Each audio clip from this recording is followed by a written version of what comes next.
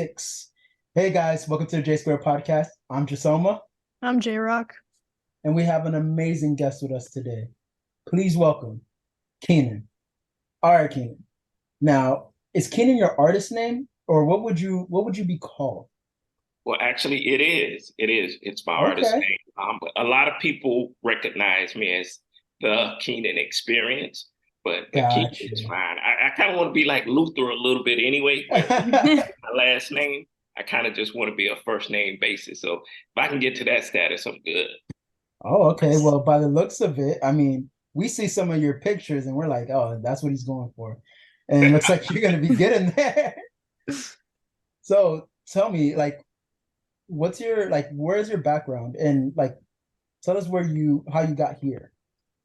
Wow, man, my story's kind of long, man. I don't know if we got enough time, but Well, that's I what we're here for. We want to know it. So, Yeah.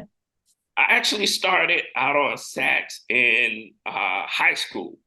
mhm. Um, that was my passion. I was a little bit of a nerd, so I thought the sax would make me cool. So I was like, you know what, let me go for that instrument right there. So I went for that in high school. 4 years going into that. After that, I went into the Army, played in the Army's band for 3 years. After that, I joined a couple of bands. We toured a little bit.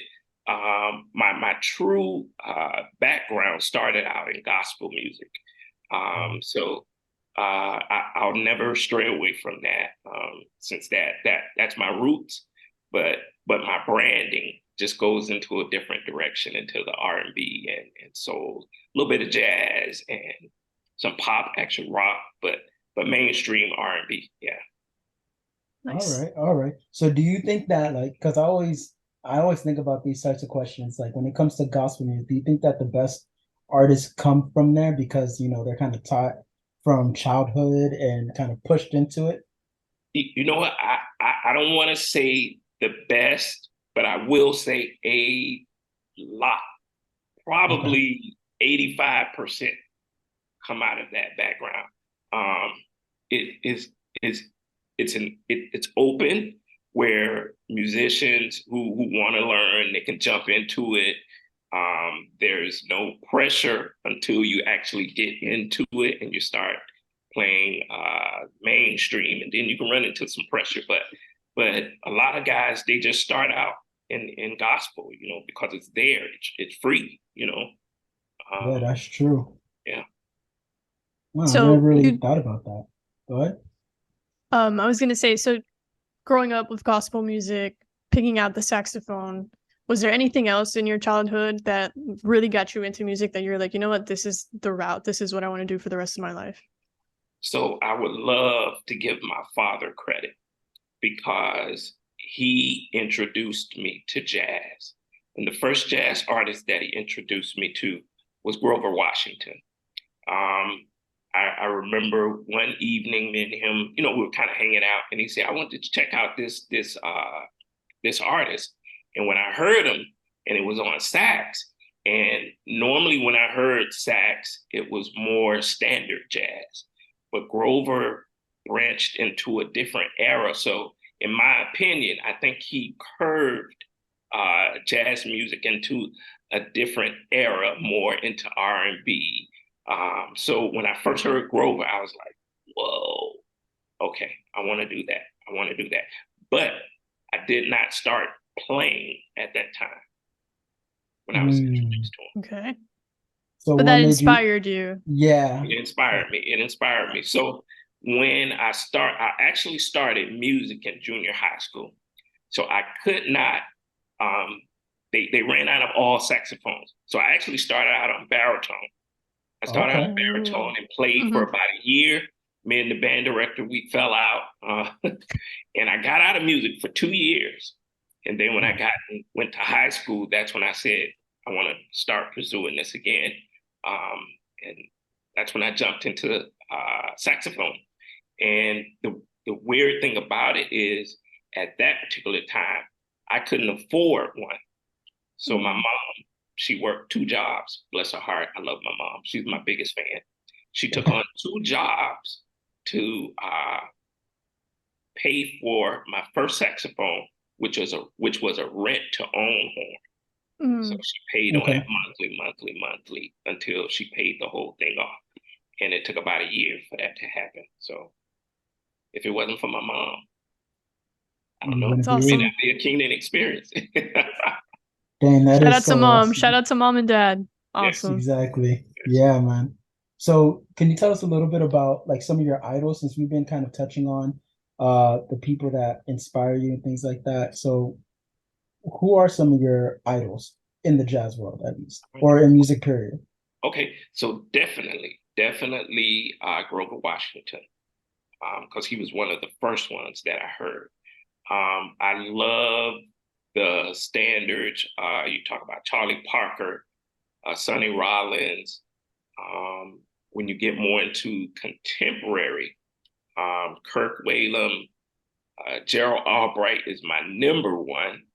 David Sanborn, those guys like really inspired me because of their level of skill and more into the contemporary jazz field. That just took it to another level for me. When you're just talking about straight entertainment, Stevie Wonder. Oh, really? Stevie Wonder. Everybody always talks about Stevie. Well, what is it about Stevie that really ignites that like passion in you? I mean, just because of the fact that he is blind and can play all of these instruments. So he's just not a piano. He can play drums, harmonica, guitar. I mean, that was phenomenal for someone who was impaired to be able to do that. Next is Prince. Prince was another one that mastered more than one instrument, just besides singing alone. He mastered more than one instrument. So, and I mean, the guy wrote for everybody. He did a lot of ghostwriting that people don't know about. He wrote for artists. I mean, Prince is pretty much a mythical creature at this point. He's top tier, yeah. And I would like to mention Journey. Oh, Sting. Sting, yeah, he's big. I mean, those guys, man, Journey with their style of music, I think they, to me, were a little bit of out of time or before their time with the style and how they presented music on the soft rock and pop scene, man. So, yeah, those guys, all inspirations. So what moved you more towards R&B? That's a good question. So we're going to go back to me being a little bit of a nerd. And when I saw the saxophone, just the curves of this instrument alone blew me away.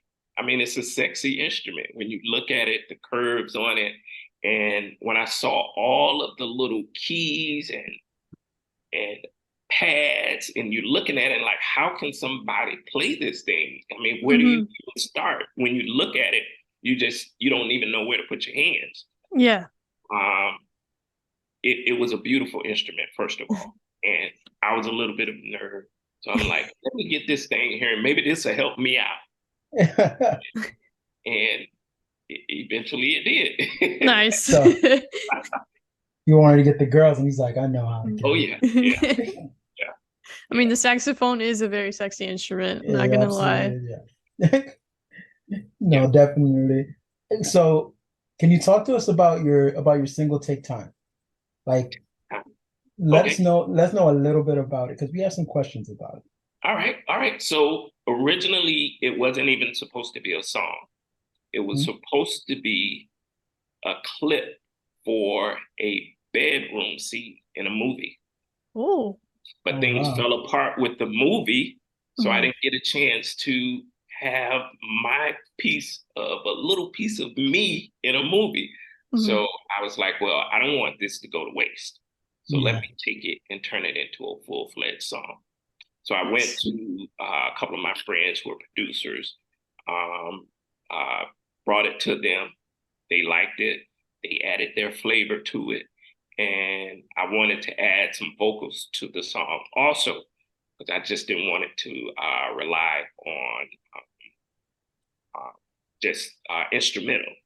And when they brought in the vocalist, I've to this day I have not met the young lady who is singing. Oh, Really? wow.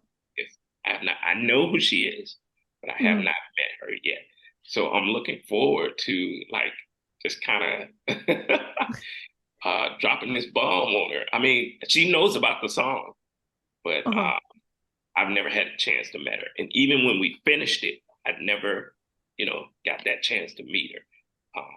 But she's a phenomenal singer, and she did a phenomenal job. Yeah. Yes, the song is really, really, really good, and your saxophone solos are pretty sick as well. Thank you. Yeah, 100%. So, like, how does that work where you guys don't even like cross paths? I hear that a lot when it comes to artists, like when they feature on each other's songs and things like that. Like they don't really cross paths when it comes to making the song itself. How does it affect you at all? Or do you already have something in mind and you kind of are just flowing with it? So when you're working with very creative producers and artists and instrumentalists, you know how to connect. It's just something within you. When you have that it factor, you connect. And even though you're not around each other, this person has that gift in them. This person has the gift in them. And when you bring it together, it melds together. It connects. So that's just one of the wonderful things about working with great musicians and producers. That's awesome to hear. Yeah. What? Yeah. You said that this song was supposed to be in the movie. What inspired you to write or create this song? Was it just for the movie, or did you have something else in mind and it just so happened to potentially be in a movie?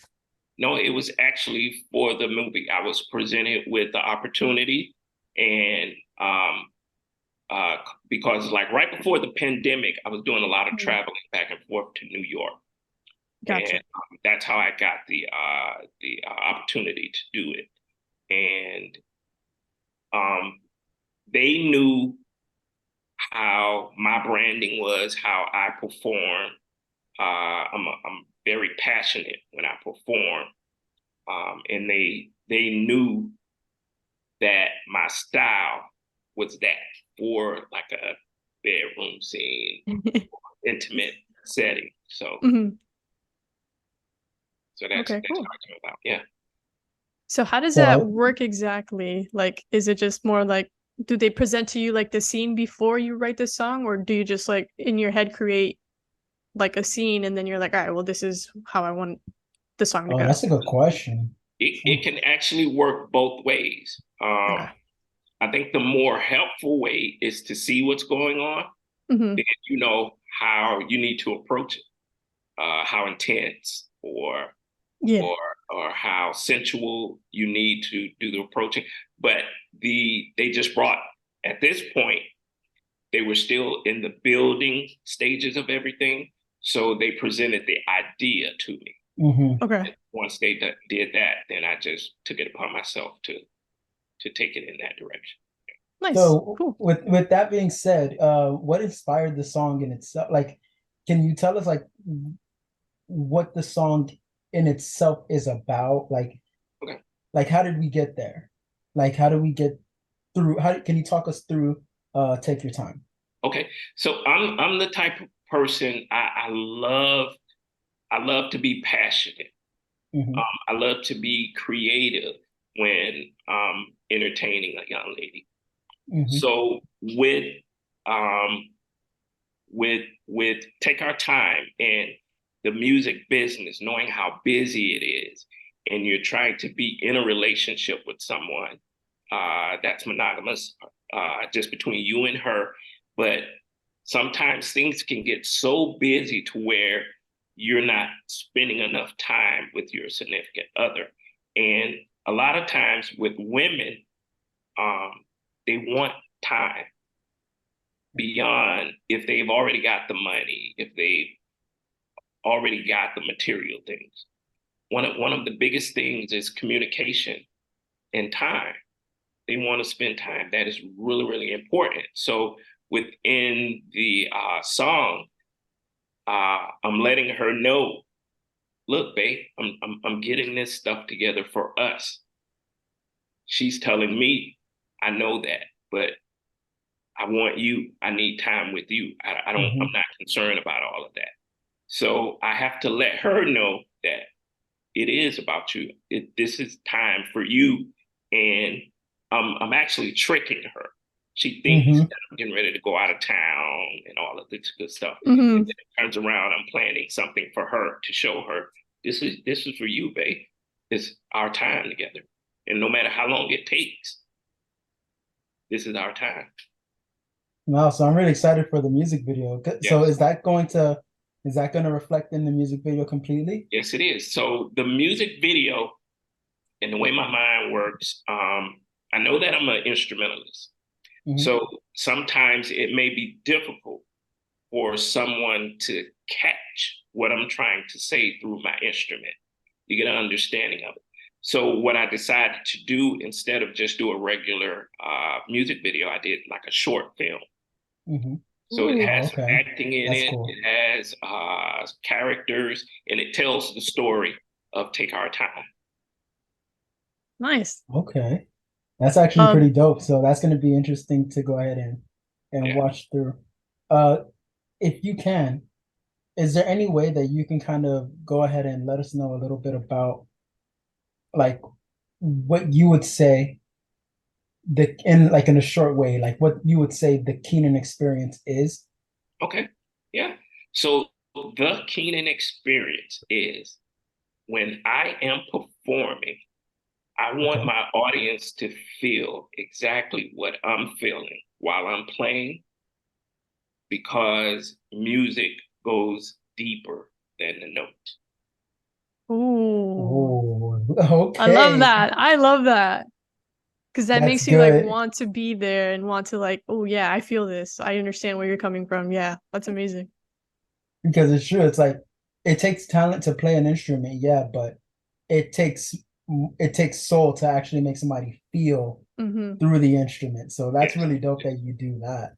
Yes. That's incredible. So with all of your experience and everything that you're doing, and and how strong you are, especially with your story and everything that's going on, do you have advice for any upcoming artists? Anybody who is looking at a sexy saxophone is like, you know what, maybe I want to try this.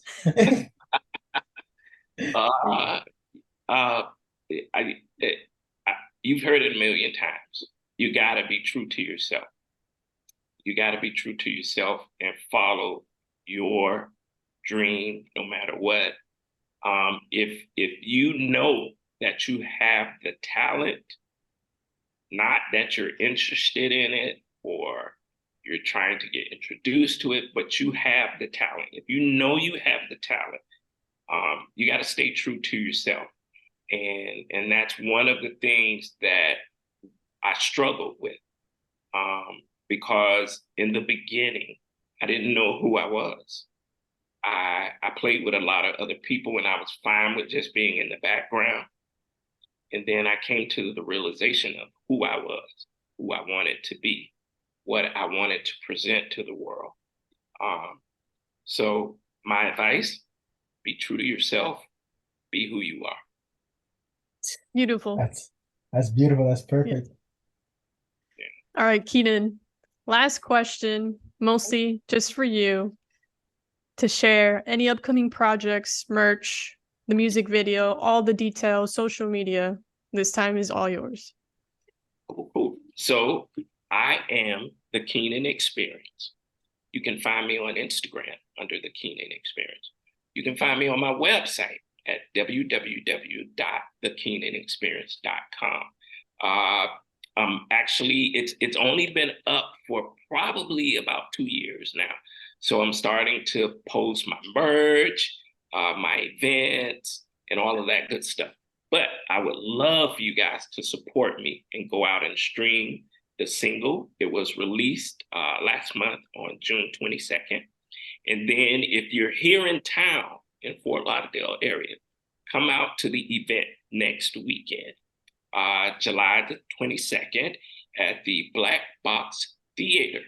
The address is, and if my eyes kind of curve to the left or right a little bit, that's what I'm reading that.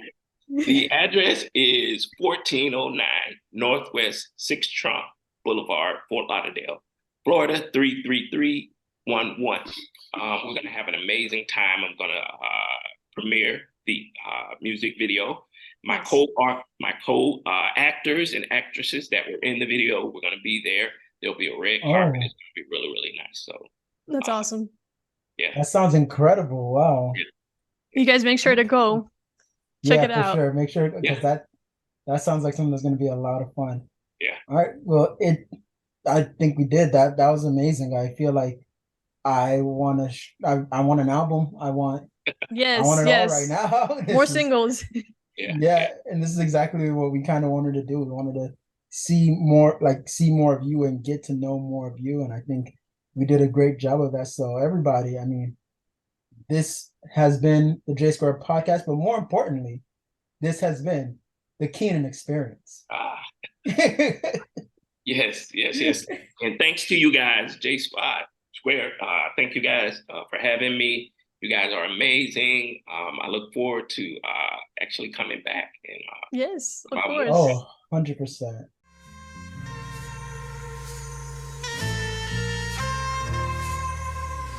If it's all night, then it's alright. We'll take our time. When it's red wine, good vibes, feeling alright. You look so good, just tell me where you want.